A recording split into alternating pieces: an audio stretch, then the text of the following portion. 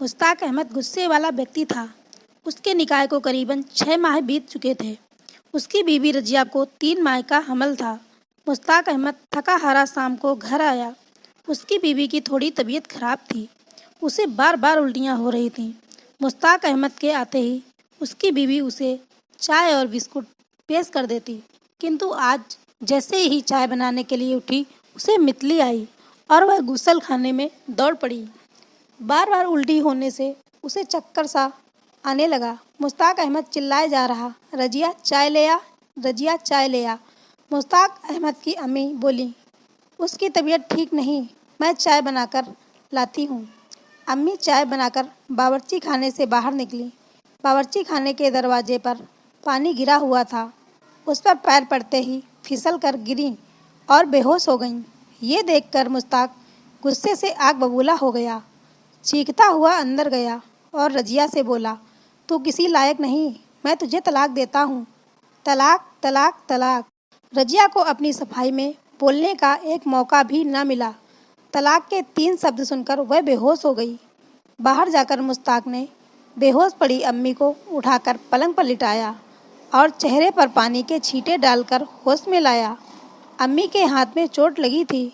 वह दर्द से कराह रही थी। उसने अम्मी को सहारा दिया और हॉस्पिटल दिखाने ले गया। थोड़ी देर बाद अम्मी को दर्द से राहत मिली। दोनों घर आ गए। उसने रजिया को आवाज़ लगाई, रजिया अम्मी के पास आकर बैठो, लेकिन कोई जवाब नहीं आया। मुश्ताक अहमद को एकदम ख्याल आया कि वह रजिया को तलाक दे चुका है। वह दौड़ता हुआ कमरे में पहुंचा। रजिया कमरे से जा चुकी थी। उसे अपने गुनाह का एहसास हुआ। सोचने लगा, ये मैंने क्या कर दिया। वह वहीं बैठ गया और चीख चीख कर रोने लगा। उसकी अम्मी घबरा गई। धीरे धीरे चलते हुए बेटे के पास पहुंची। क्या हुआ बेटा, क्या हुआ? बार बार पूछने पर उसने अपनी करतूत बयां कर दी। सुनकर उसकी अम्मी सन्न रह गई। रजिया को थोड़ी देर बाद होश आया।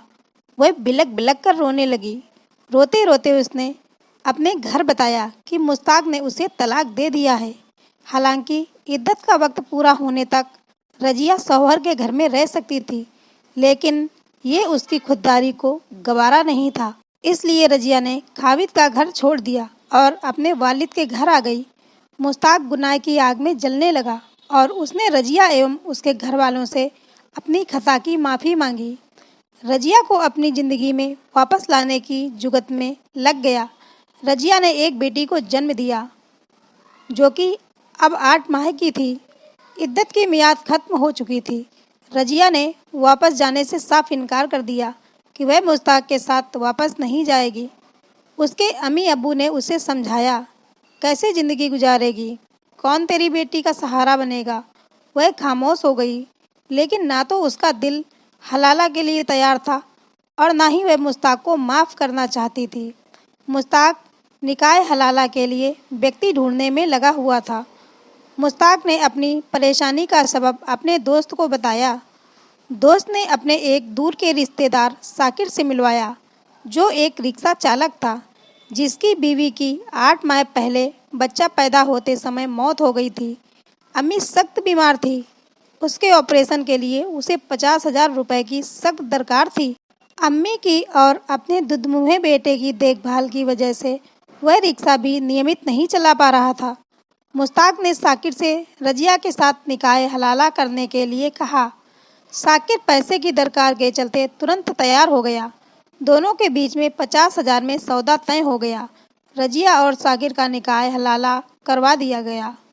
रजिया ने साकिर के घर आते ही उसकी अम्मी और बेटे की देखभाल की जिम्मेदारी निभानी शुरू कर दी।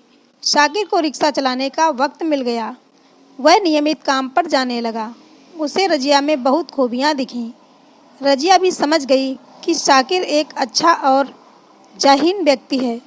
रजिया ने साकिर से कहा, मैं ताउम्र तुम्हारे साथ रहना चाहती हूँ। अगर तुम्हें मेरा साथ मंजूर हो तो मुझे तलाक मत देना। साकिर तो रजिया की अच्छाई का कायल पहले ही हो चुका था। फिर उसे रजिया की मंजूरी भी मिल गई। उसे और क्या चाहिए? वह इस बात से इत्तेफाक रखता था। मुश्ताक साकिर के पास पहुंचा और कहा कि वह रजिया को तलाक दे और सौदे के मुताबिक अपनी रकम ले ले। साकिर ने साफ इनकार कर दिया कि वह रजिया को तलाक नहीं देगा। मुश्ताक ने अपने दोस्त का सहारा लिया। उसने साकिर को समझाया, उसे अपने ही शब्दों से मुकरने का हवाला दिया, किंतु साकिर ने उसकी बात नहीं मानी और बोला कि रजिया नहीं चाहती मैं उसे तलाक दूं और मैं भी नहीं चाहता कि रजिया मुझे छोड़कर जाए। मुश्ताक ने उसे 1 लाख रुपए देने की बात कही तो साकिर बोला कि मैं रजिया के लिए 1 करोड़ भी ठुकरा दूंगा। रजिया उसकी ये बात सुनकर और निहाल हो गई। मुश्ताक ने काजी के रूबरू अपना वाकया बयान किया। काजी ने साकिर को तलब किया। साकिर ने काजी से कहा, मैं और रजिया दोनों ही एक दूसरे से अलग होना नहीं चाहते। काजी ने रजिया से बात की तो रजिया ने साकिर के साथ ज़िंदगी बिताने की बात कही और बोली, मैं मुश्ताक के साथ एक पल भी बिताना पसंद नहीं करूँगी, मुझे उससे निजात चाहिए। रजिया को मुश्ताक से निजात मिल गई। रजिया ने अपने जेवर बेचकर साकिर की अम्मी का ऑपरेशन करा दिया। रजिया, उसकी बेटी, साकिर का बेटा और साकिर की माँ खुशी खुशी अपनी ज़िंदगी बसर करने लगे। मुश्ताक अपनी गलती के लिए पछताता रह गया। दोस्तों, इस कहानी पर आपकी क्या राय है, हमें कमेंट सेक्शन में ज़रूर बताएं। वीडियो अच्छी लगी हो तो वीडियो को लाइक करें, शेयर करें और यदि आप हमारे चैनल पर नए हैं तो हमारे चैनल को अभी सब्सक्राइब करें। धन्यवाद।